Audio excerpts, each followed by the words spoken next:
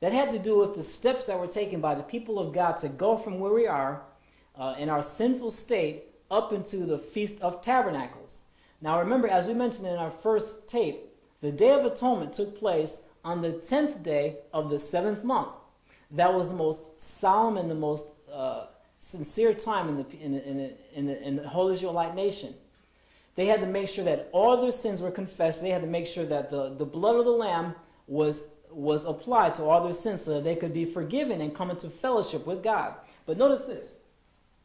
5 days after that, on the 15th day of the 7th month, there was a Feast of Tabernacles. That was a time of rejoicing. That was a time that God rejoiced with the harvest.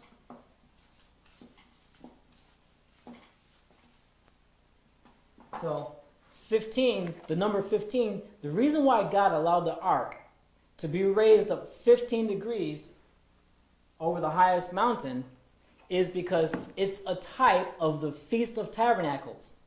So notice we have God making a covenant with Noah, and there was an ark involved in that covenant.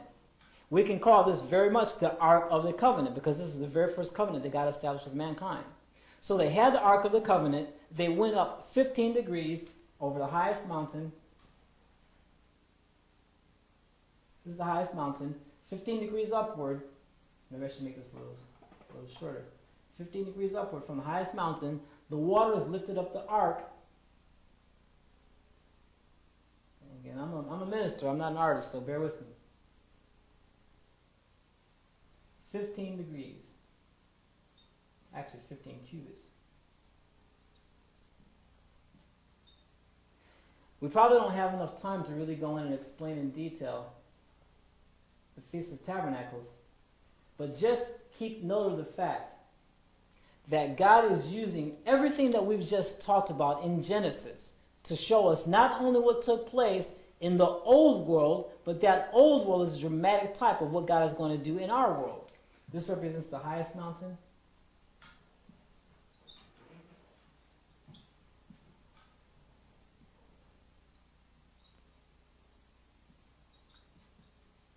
This is the old world.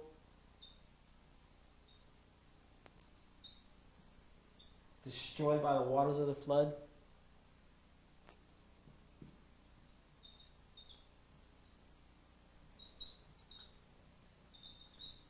And here are God's people saved by the ark. The same water that destroys the old world again is going to raise up the ark. And it's going to raise up everybody in it.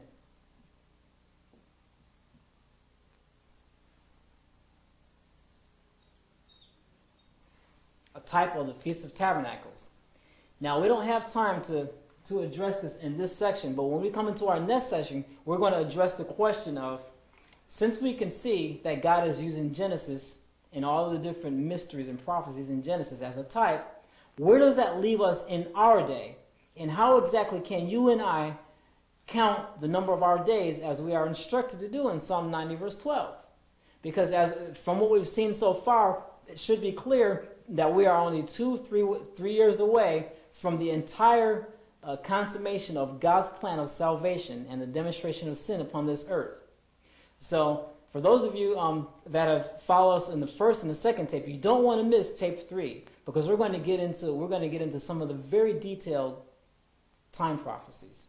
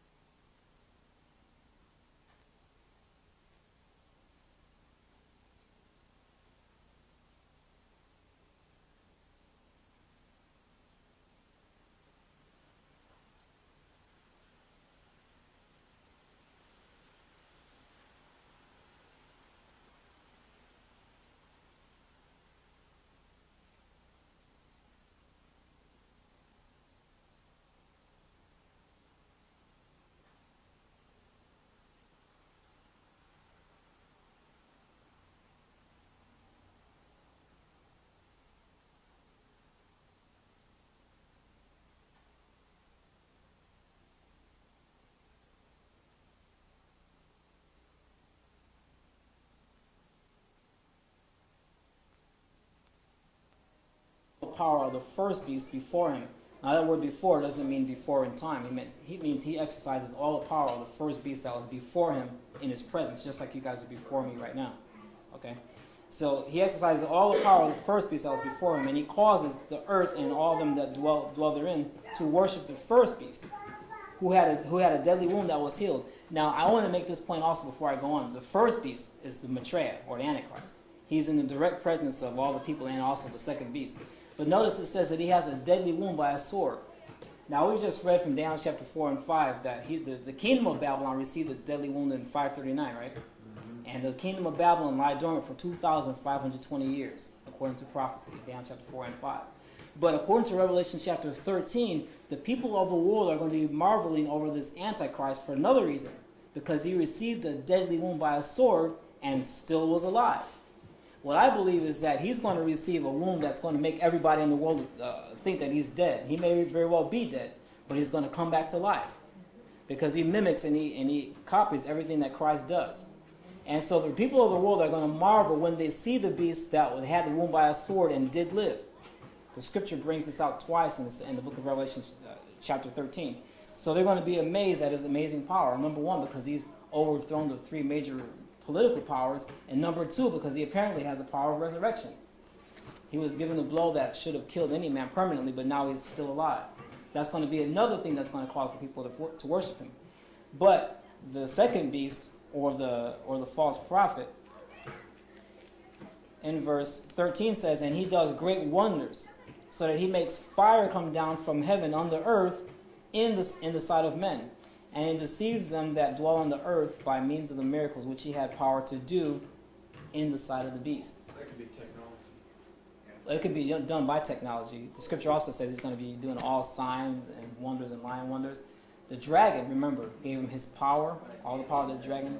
It's alien to us. The dragon gives the Antichrist all his power, but and see the prophet